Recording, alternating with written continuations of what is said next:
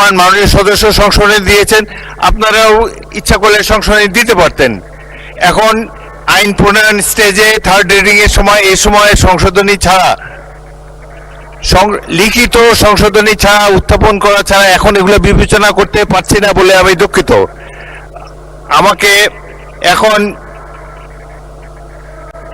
মাননীয় chief whip বলুন। মাননীয় স্পিকার, মাননীয় বিরোধী দলের বন্ধুদের বলবো, তিনটা সংশোধনী এসছে। আমি আপনাদের আপনি শুনেন, আগে শুনেন, তারপরে আমি কথা বলি, তারপরে আপনার যদি কোনো বক্তব্য থাকে বলবেন। আপনি শোনেন। সংশোধন হয়েছে এর সরকার কর্তৃক নিজে 8-এর 1-এর ক, আপনার কান্ডি দেখেন, বসে দেখেন, আপনি বসলে তো অসুবিধা নেই, বসে। 8-এর 1-এর ক লেখা আছে, সরকার কর্তৃক নির্ধারিত শর্তে নিযুক্ত শিক্ষা, ইতিহাস, সাহিত্য, সংস্কৃতি ইত্যাদি মানসিক ব্যক্তিগণ এটা সভাপতি হবেন। সেখানে সংশোধনী এসছে এই সংস্কৃতি বিষয়ে মন্ত্রণালয়ের দায়িত্ব নিয়োজিত মন্ত্রী, যেহেতু মন্ত্রী আছে অথচ কেউ নাই, সেইখানে বাইরে একজন লোক না এসে এই কাজটা যেহেতু মন্ত্রী করবেন, সেই জন্য মন্ত্রী অথবা প্রতিমন্ত্রী এটা দায়িত্বপ্রাপ্ত, মানে সভাপতি দায়িত্ব পালন করবেন। এই একটা সংশোধনী। 1 2 নম্বর একটা সংশোধনী আসছে যে ওইটা দেখবেন 8-এর 3 নম্বর 8 ধারা 3 ধারা, পর্ষদের কোনো সদস্য কিংবা সভাপতি কোনো সময় যে কোনো সময় সরকার উদ্দেশ্যে স্বাক্ষরযুক্ত পত্রে পদত্যাগ করতে পারবেন, এইটুকু লেখা আছে। আচ্ছা, এই কথাটা লেখা আছে।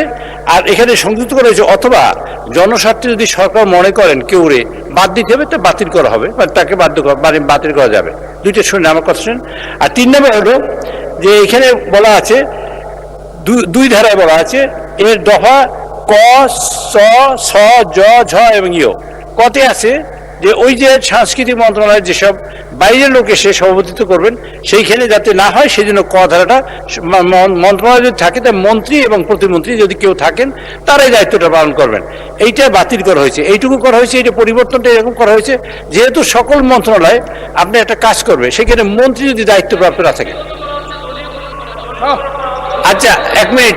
আচ্ছা, দলীয়করণ সকল মন্ত্রণালয় তো দল দিয়েই চলছে, কোন মন্ত্রণালয় দলের বাইরে আছে? আচ্ছা, সকল মন্ত্রণালয়।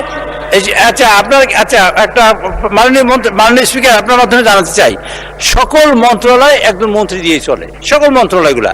এবং এখানে যদি কোনো প্রতিষ্ঠান করি, সেই প্রতিষ্ঠানের স্বায়ত্তশাসিত ইত্যাদি ইত্যাদি সেটা ব্যাপার, কিন্তু মন্ত্রণালয় সিদ্ধান্ত হবে, এক্সিকিউশন হবে মন্ত্রণালয় দিয়া, কাজটা হবে মন্ত্রণালয়, সিদ্ধান্ত নেবে মন্ত্রণালয়। মন্ত্রণালয়ে মন্ত্রী থাকলো না, বাইরে একজন লোক বসলো, শেষ কি সিদ্ধান্ত নেবে?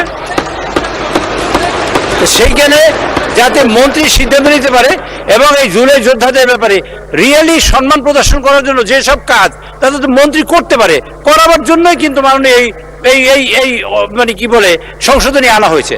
যদি আপনারা বলেন আমরা এই সংশোধনী প্রত্যাহার করে নেব, আপনারা যে কোনো লোকের বাইরে। আচ্ছা, কিন্তু আচ্ছা, আপনারা বলেন এই যে, আচ্ছা, সকল মন্ত্রণালয়, মাননীয় স্পিকার আপনার মাধ্যমে বলছি, সকল মন্ত্রণালয় মন্ত্রী দিয়ে হয়, মন্ত্রী এটার দায়িত্বপ্রাপ্ত থাকেন, এটা তো কোনো মন্ত্রী দায়িত্বপ্রাপ্ত থাকেন এবং মন্ত্রী সিদ্ধান্ত নিয়ে থাকেন।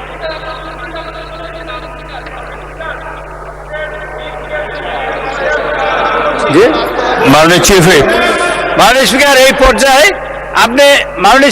পর্যায়ে বিলের এই রিডিং পর্যায়ে যা হয়েছে, যেভাবে হয়েছে, আপনি মাননীয় স্পিকার বিলটি পাশ করার জন্য আপনার অনুমতি প্রার্থনা করছি।